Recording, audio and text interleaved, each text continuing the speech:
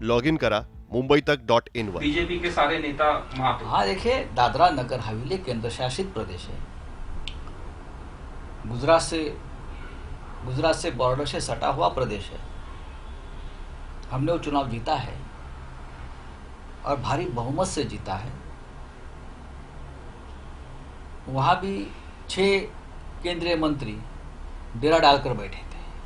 Railway मंत्री भी थे, स्मृति ईरानी जी भी थी, और भी थे, गुजरात के मंत्री थे।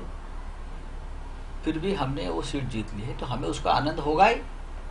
राज्य के बाहर अगर हम सीट जीतते हैं, अगर हम बोलते हैं कि हम दिल्ली में भी जाएंगे, हम तो अभी दिल्ली में है ना, हमारे 22 सांसद है, कम नहीं है, 22 के 50 हो गए।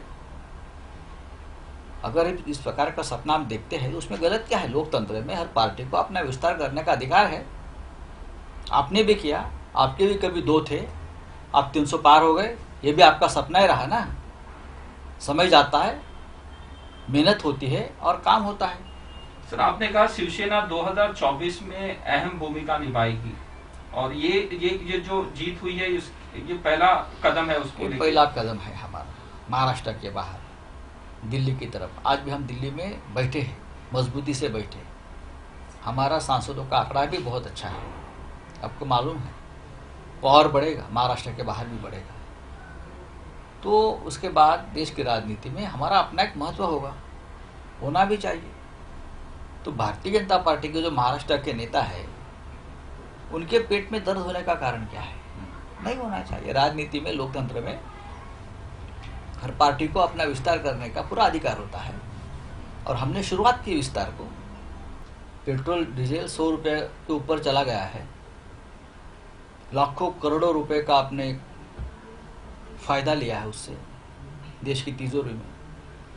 और जब आप उपचुनाव हार गए पूरे देश में भाजपा, तो 5 रुपया कम कर दिया। ये मजाक है जनता का।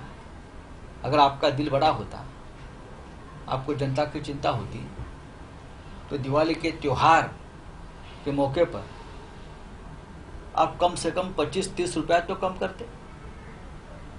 आप बड़े दिल की बात करते हो, आप बड़े दिल वाले हो, ऐसे अपने आप का ढिंडोरा पिटाते हो, तो 25-30 रुपया भी कम करते तो हम जरूर मानते कि सरकार ने कुछ किया है।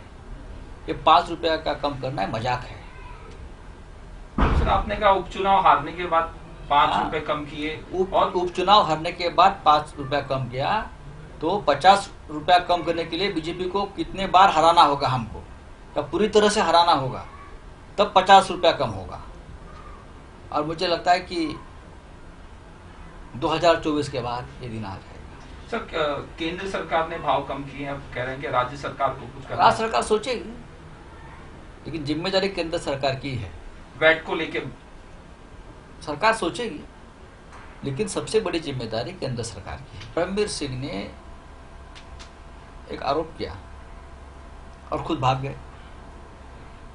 जो आरोप करता है वही भाग जाता है। तो आरोप के बारे में, सच्चाई के बारे में आपके पास क्या सबूत है? और उस एक आधार, तथ्यहीन आधार नहीं। हमारे गृह मंत्री को जेल में डाल दिया केंद्रीय जांच एजेंसी ने। किसी विश्व में, किसी देश में ऐसा नहीं होता है, इस प्रकार का गैर कानूनी काम नहीं होता है। फिर भी अनिल देशमुख आज जेल में है। दिवाली चल रही है महाराष्ट्र में, सबसे बड़ा त्योहार है, अनिल देशमुख जेल में है। और कल सामने आया है कि परमवीर सिंह ने यू टर्न लिया है कि मेरे पास कोई सबूत ही नहीं है। मेरे पास कोई सबूत ही नहीं है अनिल देशमुख के खिलाफ। उसका मतलब है बिना सबूत, गैर कानूनी तरीके से आपने महाराष्ट्र के विधानसभा के एक सदस्य को, पूर्व गृह मंत्री को जेल में डाल दिया। ये कौन सा कानून है? ये कौन सा संविधान है? अगर हम उस बारे में आवाज उठाएंगे तो हम देशद्रोही। और आप कौन है भाई?